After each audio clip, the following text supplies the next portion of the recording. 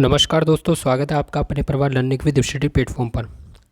तो दोस्तों, आज की इस क्लास में हम लोग जीके के टॉप मोस्ट इंपॉर्टेंट 30 क्वेश्चंस को पढ़ेंगे। ये सभी प्रश्न आने वाली सभी परीक्षाओं के लिए काफ़ी महत्वपूर्ण हैं। तो आप में से जो भी स्टूडेंट्स कॉम्पिटिटिव एग्जाम की तैयारी कर रहे हैं, वे सभी इस क्लास को शुरू से लेकर अंत तक जरूर देखें, जिससे परीक्षा में आपका कोई भी प्रश्न गलत ना हो। तो चलिए दोस्तों, क्लास की शुरुआत करते हैं आज के फर्स्ट क्वेश्चन से। तो दोस्तों, आज की इस क्लास का हमारा पहला क्वेश्चन है, भारत में केंद्रीय आलू अनुसंधान संस्थान कहाँ स्थित है। दोस्तों, बहुत ही अच्छा क्वेश्चन है और ये पिछली बार रेलवे एनटीपीसी में पूछा गया था। तो आपको याद रखना है कि जो भारत में जो केंद्रीय आलू अनुसंधान संस्थान है, ये शिमला में स्थित है। ठीक है दोस्तों, कहाँ पर स्थित है? तो ये है शिमला में। वहीं अगर आपसे पूछ रहा है कि बताइए केंद्रीय गन्ना अनुसंधान संस्थान कहाँ पर है, तो भैया केंद्रीय गन्ना अनुसंधान संस्थान आपके कोयम्बटूर में है। ठीक है, केंद्रीय गन्ना अनुसंधान संस्थान कहाँ पर है? तो ये है आपके कोयम्बटूर में। ऐसे ही दोस्तों एक है औषधि अनुसंधान संस्थान। ठीक है, जो केंद्रीय औषधि अनुसंधान संस्थान है, ये हमारे लखनऊ में है। ठीक है भैया, केंद्रीय औषधि अनुसंधान संस्थान लखनऊ में है। दोस्तों, अगर आपसे पूछ रहा है कि बताइए केंद्रीय नारियल अनुसंधान संस्थान कहाँ पर है, तो केंद्रीय नारियल अनुसंधान संस्थान ये कासरगोड में है। ठीक है, केंद्रीय नारियल अनुसंधान संस्थान दोस्तों कहाँ पर है? तो यह है कासरगोड में। और दोस्तों, केंद्रीय जो आपका चावल अनुसंधान संस्थान है, ये हमारे कटक में है। ठीक, कटक कहाँ है दोस्तों? तो ये आपके उड़ीसा में है। ठीक है, केंद्रीय चावल अनुसंधान संस्थान ये है आपके यहाँ पर कटक में। तो दोस्तों, इस तरह से हमारा इस क्वेश्चन का राइट आंसर होगा ऑप्शन डी। चलिए अगला क्वेश्चन देख लेते हैं। निम्नलिखित में से येन जो है किस देश की मुद्रा है? तो दोस्तों, येन जो है ये जापान की मुद्रा है। किस देश की मुद्रा है? तो यह है जापान की मुद्रा। दोस्तों, मालदीव की मुद्रा क्या है? तो मालदीव की मुद्रा है रुपया।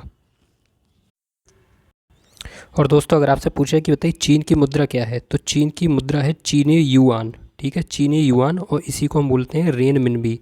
ठीक है, इसका दूसरा नाम दोस्तों रेन मिनबी भी है। तो ये भी आपको याद रखना है कि इसका दूसरा नाम क्या है, रेन मिनबी, और इसकी मुद्रा क्या है, चीनी युआन। अच्छा दोस्तों, दक्षिण कोरिया की मुद्रा क्या है? तो दक्षिण कोरिया की मुद्रा है वॉन। ठीक है, तो इस तरह से हमारा जो राइट आंसर हो वो होगा ऑप्शन ए, यानी कि जो जापान की मुद्रा वो येन है। चलिए अगला क्वेश्चन देख लेते हैं हम लोग। भारत में राष्ट्रीय आय की गणना का पहला प्रयास किसने किया था?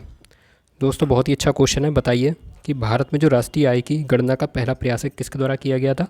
तो दोस्तों, भारत में राष्ट्रीय आय की गणना का पहला प्रयास दादा भाई नौरोजी जी के द्वारा किया गया था। किस द्वारा किया गया था?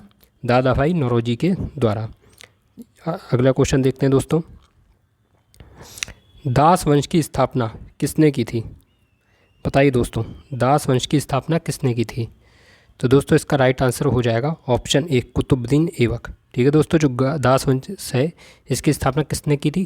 तो इसी ने दोस्तों कुतुबुद्दीन ऐबक ने की थी। और दोस्तों, कुतुब मीनार का निर्माण भी किसने कराया था? कुतुबुद्दीन ऐबक ने करवाया था। ठीक है दोस्तों, कुतुबुद्दीन ऐबक के बाद दिल्ली सल्तनत का कौन शासक बना था? तो वो बना था इल्तुतमिश। कौन बन गया था दोस्तों? इल्तुतमिश। अच्छा दोस्तों, कुतुबुद्दीन ऐबक से पहले कौन था? तो वो था मोहम्मद गौरी।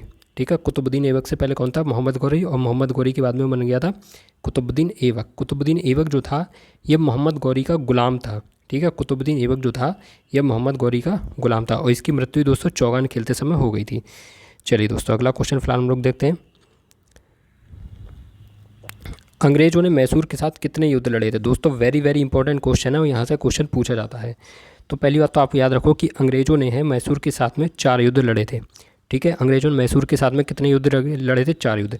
इसमें दोस्तों जो पहला युद्ध था, ठीक है, पहला युद्ध लड़ा गया था 1767 से 1769 के बीच में। ठीक है, पहला युद्ध जो लड़ा गया था 1767 से 1769 के बीच लड़ा गया था। और इसमें दोस्तों किसकी संधि हुई थी? तो इसमें हुई थी मद्रास की संधि। ठीक है, जो मद्रास की संधि हुई थी वो हुई थी पहले अंग्रेज़ों के जो पहले युद्ध है, अंग्रेज़ों और मैसूर के मध्य जो पहला युद्ध हुआ था 1767-69 में, इसमें हुई थी मद्रास की संधि। ठीक है दोस्तों, अगला युद्ध इसका याद रखना दोस्तों, जो सेकंड युद्ध है ये लड़ा गया था 80 से 84। ठीक है, जो 1780 से लेकर और 1784 के मध्य दूसरा मैसूर युद्ध लड़ा गया था। और ये कब लड़ा, इसमें कौन सी संधि हुई थी दोस्तों? तो इसमें हुई थी मंगलौर की संधि। ठीक है, द्वितीय आंग्लो मैसूर युद्ध में किसकी संधि हुई थी? मंगलौर की संधि। और इसी में दोस्तों हैदर अली की मृत्यु भी हो जाती है। ठीक है, इसमें हैदर अली की मृत्यु हो जाती है और फिर इसमें होती है मंगलौर की संधि। अच्छा दोस्तों, जो तीसरा अंग्रेज और मैसूर युद्ध है ये कब लड़ा गया था? तो ये लड़ा गया था 1790 से 1792 1792 के मध्य, ठीक है। 1790 से 1792 तक तृतीय आंग्ल मैसूर युद्ध चला था।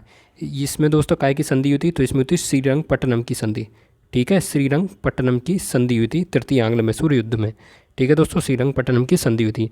और चौथा जो आंग्ल मैसूर युद्ध था, ये अंतिम मैसूर युद्ध हुआ था, यह था सन 1799 ईस्वी में, और इसी में टीपू सुल्तान की मृत्यु हो गई थी, ठीक है। तो कौन से युद्ध में टीपू सुल्तान की मृत्यु हुई थी? तो ये थी चौथे मैसूर युद्ध में। चलिए अगला क्वेश्चन देख लेते हैं।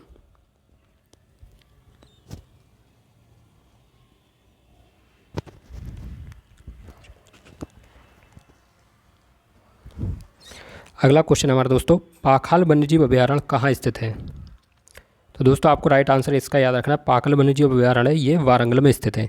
और वारंगल दोस्तों किस राज्य में है? तो ये है तेलंगाना राज्य में। तो पाखाल वन्यजीव अभयारण्य कहाँ पर है? तो ये है तेलंगाना के वारंगल में। अगला क्वेश्चन है, भूगोल का जनक किसे कहा जाता है? तो दोस्तों याद रखना कि जो भूगोल का जनक है ये इरेटोस्थेनीज को कहा जाता है। किसे बोला जाता है भूगोल का जनक? तो ये इरेटोस्थेनीज को कहा जाता है, यानी कि ऑप्शन डी इस क्वेश्चन का राइट आंसर होगा। चलिए अगला क्वेश्चन है, नाट्यशास्त्र जो कि नाटकीय कला के विषय के रूप में प्रसिद्ध है, किसने लिखा था? तो दोस्तों जो नाट्यशास्त्र है ये भरत मुनि ने लिखा था, ठीक है भैया। नाट्यशास्त्र किसने लिखा था?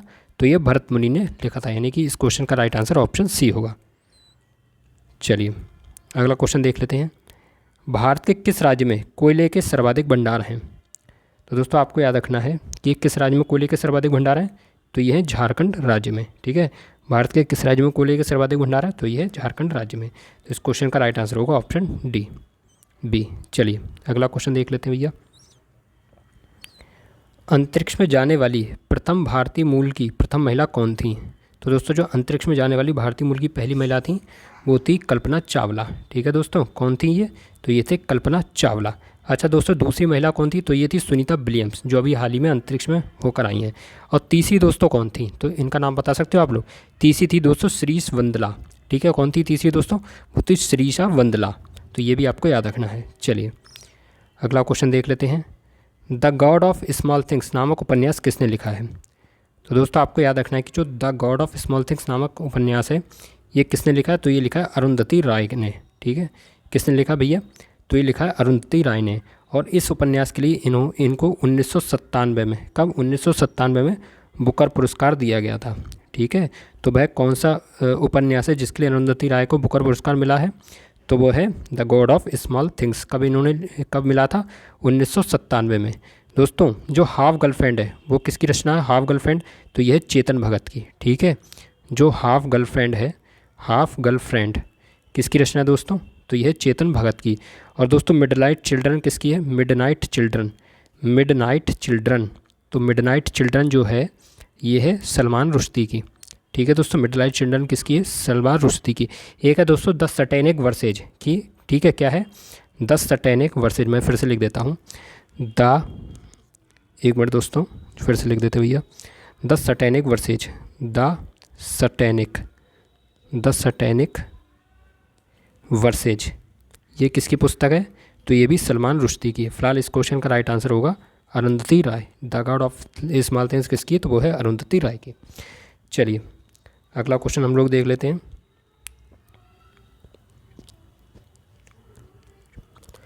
किस प्रकार के कोयले में कार्बन की सर्वाधिक मात्रा होती है?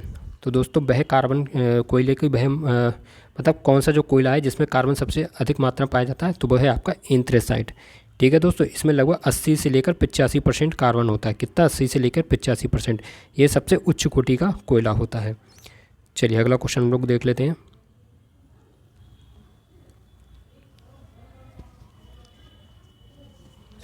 निम्नलिखित में से किसका प्रयोग पौधे की वृद्धि मापने में किया जाता है? तो इसका राइट आंसर होगा क्रेस्कोग्राफ, ठीक है। आपको याद रखना है कि जो क्रेस्कोग्राफ है इसका प्रयोग पौधे की वृद्धि मापने में किया जाता है। अच्छा दोस्तों इसका आविष्कार किसने किया था? तो इसका आविष्कार किया था जगदीश चंद्र बसु ने, ठीक है भैया। किसने किया था इसका आविष्कार? तो इसका आविष्कार किया था जगदीश चंद्र बसु ने, याद रखो। जो क्रेस्कोग्राफ है इसका आविष्कार किसने किया था? तो क्रेस्कोग्राफ का आविष्कार किया था जगदीश चंद्र बसु ने। और इन्होंने ही पहली बार बताया था कि पौधों में जीवन होता है। चलिए अगला क्वेश्चन है, लीग ऑफ नेशंस की स्थापना किस स्थान पर हुई थी? निम्नलिखित में से किसकी स्थापना लीग ऑफ नेशन के स्थान पर हुई थी? तो दोस्तों ये हुई थी संयुक्त राष्ट्र की स्थापना। जो इस समय संयुक्त राष्ट्र है, इसकी स्थापना ही लीग ऑफ नेशंस के नाम से हुई थी।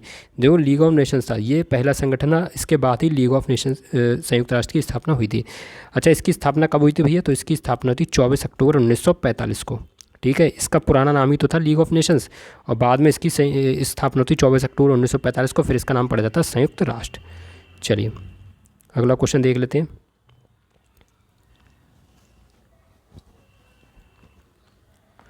दोस्तों ये वाला जो क्वेश्चन है ये एनटीपीसी का और रेलवे का बहुत ही फेवरेट क्वेश्चन है। ये कई बार इस टाइप का क्वेश्चन परीक्षा में पूछा गया, तो आपको याद रखना है कि जो प्रथम पंचवर्षीय योजना है, तो प्रथम पंचवर्षीय योजना की जो योजना है इसका मसौदा तैयार करने के लिए सबसे शामिल युवा अर्थशास्त्री कौन थे? यानी कि जो प्रथम पंचवर्षीय योजना थी इसका जो मसौदा तैयार किया गया था, ठीक है, तो उसमें जो सबसे युवा अर्थशास्त्री कौन थे? तो इसमें जो सबसे ज़्यादा युवा जो अर्थशास्त्री थे वो थे के.एन. राज। ठीक है दोस्तों, कौन थे? के.एन. राज। अब मैं आपको प्रथम पंचवर्षीय योजना के बारे में बता देता हूँ। पिछली क्लास में मैंने आपको द्वितीय पंचवर्षीय योजना पढ़ाई थी, यहाँ पर आप प्रथम पंचवर्षीय योजना पढ़ लो बहुत ही अच्छे से, क्योंकि यहाँ से क्वेश्चन आपको देखने को मिलेगा। सबसे पहले तो आपको याद रखना है कि प्रथम पंचवर्षीय योजना का कार्यकाल कौन सा था? तो ये था 1951 से लेकर 1956।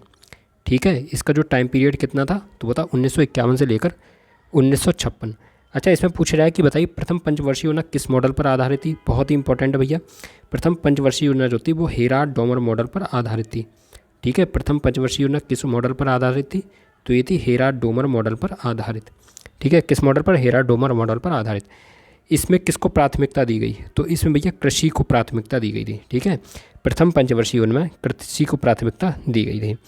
एक यहाँ से क्वेश्चन और बनता है कि इसमें जो जीडीपी का जो लक्ष्य है वो कितना रखा गया था? तो दोस्तों इसमें जो जीडीपी का जो लक्ष्य है वो रखा गया था 2.1%, लेकिन प्राप्त हमें कितना होता है? तो हमें प्राप्त हुआ था इसमें 3.6%, यानी कि जो लक्ष्य रखा गया था उससे भी ज़्यादा यहाँ पर हमें प्राप्ति होती है।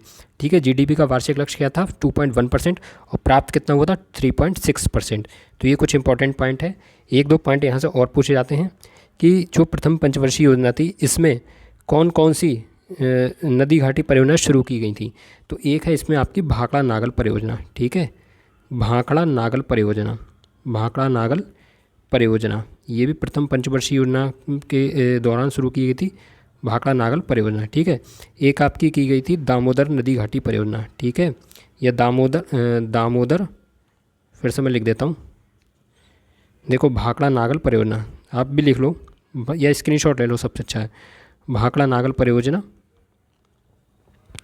भाखड़ा नागल परियोजना, और एक थी आपकी दामोदर घाटी परियोजना, दामोदर नदी घाटी परियोजना, दामोदर नदी घाटी परियोजना। ठीक है, भाखड़ा नागल परियोजना, दामोदर नदी घाटी परियोजना। यहाँ पर स्क्रीन थोड़ी छोटी इसलिए मैं शॉर्ट में लिख देता हूँ। और एक थी यहाँ पर आपकी व्यास नदी परियोजना। ठीक है, व्यास नदी परियोजना। ये तीनों परियोजना बहुत ही इंपॉर्टेंट है, यहाँ से क्वेश्चन पूछा जा सकता है। तो ये किस पंचवर्षीय योजना के तहत शुरू की गई थी? तो ये की गई थी प्रथम पंचवर्षीय योजना के तहत। तो ये सारे इंपॉर्टेंट फैक्ट है जो मैंने आपको लगभग कंप्लीट करा दिए हैं। चलिए, तो फिलहाल इस क्वेश्चन का राइट आंसर था के.एन. राज। चलिए अगला क्वेश्चन हम लोग देख लेते हैं। स्वराज पार्टी की स्थापना किस वर्ष हुई थी? तो मेरे भैया याद रखना है कि जो स्वराज पार्टी है इसकी स्थापना वर्ष 1923 में हुई थी। कहाँ पर हुई थी? तो ये हुई थी प्रयागराज में। ठीक है, और किसने की थी? तो ये की थी मोतीलाल नेहरू ने। ठीक है, मोतीलाल नेहरू, और एक और थे इसमें, कौन थे? तो वो थे चित्तरंजन दास जी। ठीक है, जो चित्तरंजन दास जी थे और जो मोतीलाल नेहरू जी थे, इन्होंने स्वराज पार्टी की स्थापना की थी। तो ये दोनों आपको नाम याद रखने हैं। कहाँ पर की गई थी? प्रयागराज में की गई थी, और कब की गई थी? 1923 में। तो इस क्वेश्चन का राइट आंसर होगा ऑप्शन बी।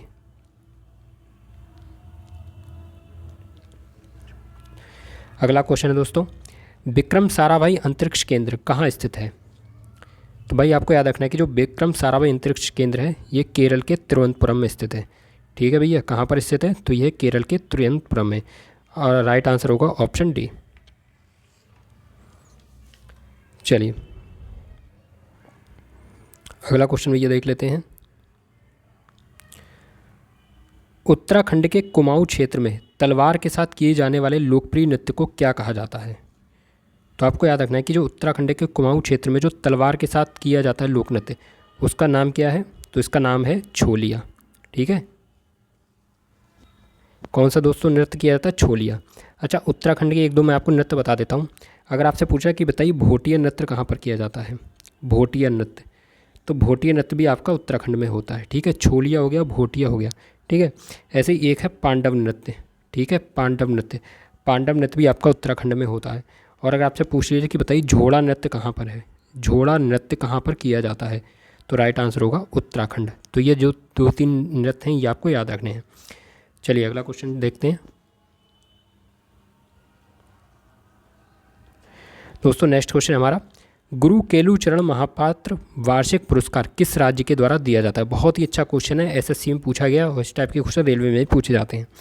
तो आपको याद रखना है कि जो गुरु केलुचरण महापात्र वार्षिक पुरस्कार है ये उड़ीसा राज्य के द्वारा दिया जाता है। किस राज्य के द्वारा दिया जाता है? तो ये दिया जाता है उड़ीसा राज्य के द्वारा। अच्छा, एक बताइए आप यहाँ पर कि जो है हमारा कौन सा कला रत्न पुरस्कार, कला रत्न पुरस्कार बताइए किस राज्य के द्वारा दिया जाता है? तो जो कला रत्न पुरस्कार है ये दिया जाता है आंध्र प्रदेश के द्वारा। ठीक है, कौन से राज्य के द्वारा दिया जाता है? तो ये दिया जाता है आंध्र प्रदेश के द्वारा। एक ऐसे ही आपका है दोस्तों पुम पोहार। ठीक है भैया, कौन सा? पुम पोहार पुरस्कार। बताओ पुम पोहार पुरस्कार किसके द्वारा दिया जाता है? तो दोस्तों जो पुम पोहार पुरस्कार है ये दिया जाता है तमिलनाडु के द्वारा। ठीक है, किसके द्वारा दिया जाता है? तो ये दिया जाता है तमिलनाडु के द्वारा पुम पोहार पुरस्कार। एक और आपको याद रखना है दोस्तों, कालिदास सम्मान किस राज्य के द्वारा दिया जाता है? बहुत ही इंपॉर्टेंट है और कई बार पूछा भी गया है। बताओ कालिदास सम्मान किसके द्वारा दिया जाता है? कालिदास सम्मान दिया जाता है दोस्तों मध्य प्रदेश राज्य के द्वारा। ठीक है दोस्तों, मध्य प्रदेश राज्य के द्वारा कालिदास सम्मान दिया जाता है। और एक और भी दिया जाता है, उसका नाम है आपका तुलसी सम्मान। ठीक है, तुलसी सम्मान, ये भी दोस्तों किसके द्वारा दिया जाता है? तो ये भी आपके मध्य प्रदेश के द्वारा दिया जाता है। तो ये 3-4 पॉइंट है जो आपको याद रखने हैं। तो इस क्वेश्चन का राइट आंसर होगा ऑप्शन बी। चलिए अगला क्वेश्चन देखते हैं।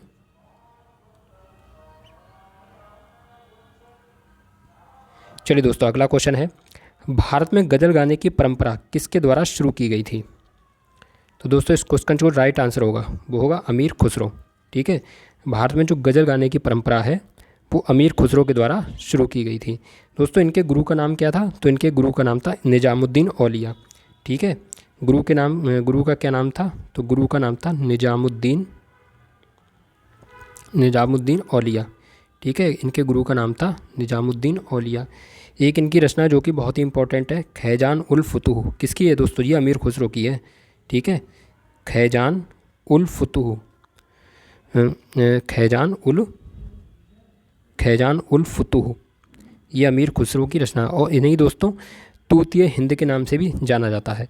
एक और इम्पॉर्टेंट फैक्ट है कि ये जो थे अमीर खुसरो ये किसके दरबारी थे? तो ये थे अलाउद्दीन खिलजी के दरबारी। ठीक है, ये अलाउद्दीन खिलजी के दरबार में रहते थे, अलाउद्दीन खिलजी। चलिए अगला क्वेश्चन हम लोग दोस्तों देखते हैं। तो दोस्तों अगला क्वेश्चन हमारा, बुधादित्य मुखर्जी का संबंध निम्नलिखित में से किस वाद्य यंत्र से है? तो बताइए जो बुधादित्य मुखर्जी हैं किससे संबंध है इनका? तो इनका है दोस्तों सितार से। ऑप्शन बी यहाँ पर करेक्ट होगा। चलिए नेक्स्ट क्वेश्चन है,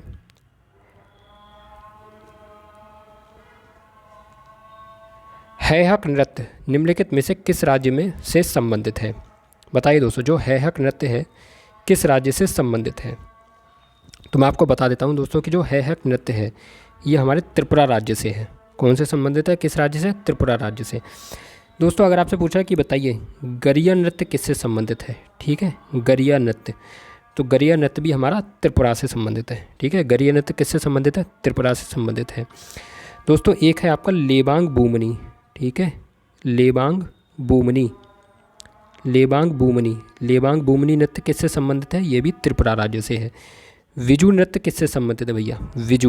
विजू नृत्य किससे संबंधित है? त्रिपुरा से है। ममिता किससे संबंधित है भैया? ममिता भी त्रिपुरा से है। ठीक है, ममिता किससे संबंधित है? ममिता भी आपका त्रिपुरा से है। एक अगर दोस्तों पूछा जाए बताइए चेराव नृत्य भी त्रिपुरा से संबंधित है। चेराव नृत्य किससे संबंधित है? त्रिपुरा से। झूम नृत्य भी आपका त्रिपुरा से संबंधित है। ठीक है भैया, झूम नृत्य किससे संबंधित है? त्रिपुरा से।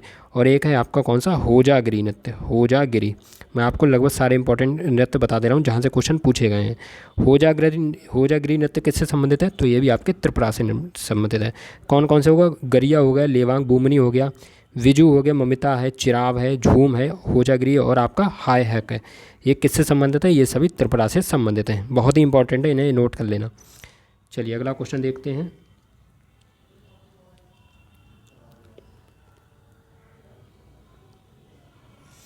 दोस्तों अगला क्वेश्चन है, दुनिया में सबसे पुराना टेनिस टूर्नामेंट कौन सा है? बताइए। बहुत ही अच्छा क्वेश्चन है। आपको याद रखना है कि जो दुनिया का सबसे पुराना जो टेनिस टूर्नामेंट है वो है आपका विंबलडन। ठीक है, जो विंबलडन है ये दुनिया का सबसे पुराना टेनिस टूर्नामेंट है। ठीक है, ये अच्छा दोस्तों कब शुरू हुआ था? तो ये हुआ था 1877 में। कब हुआ था? 1877 में। इसके बाद कौन सा था? तो इसके बाद था US ओपन। इसके बाद कौन सा था? US open. और ये आपके हुआ था 1881 में शुरू। ठीक है, तो सबसे पहले विंबलडन, उसके बाद होता आपका US ओपन, और तीसरे नंबर पर आपका होता फ्रेंच ओपन। ये होता 1891 में शुरू। ठीक है, फ्रेंच ओपन कब होता है? 1891 में। और लास्ट में आपका होता ऑस्ट्रेलिया ओपन, जो कि होता है आपका 1905 में। ठीक है, ऑस्ट्रेलिया ओपन कब हुआ था? तो ये 1905 में हुआ था। तो ये चारों क्वेश्चन है जो आपको याद रखने हैं। फिलहाल इस क्वेश्चन का राइट आंसर होगा ऑप्शन ए। चलिए अगला क्वेश्चन देखते हैं। पहली बार बर्फबारी के कारण चर्चा में रहा अल जौफ रेगिस्तान कहाँ स्थित है? दोस्तों करंट अफेयर का क्वेश्चन है, बहुत ही लेटेस्ट क्वेश्चन है। आपको याद रखना है कि अभी हाल ही में जो पहली बार बर्फबारी के कारण चर्चा में रहा अल जौफ रेगिस्तान, ये कहाँ पर है? तो ये है सऊदी अरब में। यानी कि इस क्वेश्चन का राइट आंसर होगा ऑप्शन सी। चलिए अगला क्वेश्चन है, ऑनलाइन संपत्ति पंजीकरण और धोखाधड़ी पर अंकुश लगाने के लिए सुगम ऐप किस राज्य के द्वारा लॉन्च किया गया है? तो दोस्तों जो ऑनलाइन संपत्ति पंजीकरण है और धोखाधड़ी है, इन दोनों पर अंकुश लगाने के लिए जो सुगम ऐप लॉन्च किया गया है, ये किस राज्य ने लॉन्च किया है? तो ये किया है हमारे छत्तीसगढ़ राज्य ने। ठीक है, किस राज्य ने किया है? छत्तीसगढ़ राज्य ने। क्वेश्चन का राइट आंसर होगा ऑप्शन सी। अगला क्वेश्चन है, राष्ट्रीय शैक्षणिक सम्मेलन ज्ञान कुंभ कहाँ शुरू किया गया है? तो दोस्तों जो ज्ञान कुंभ है ये कहाँ पर हुआ है? तो ये है पुदुचेरी में। कहाँ पर हुआ भैया? ये है पुदुचेरी में।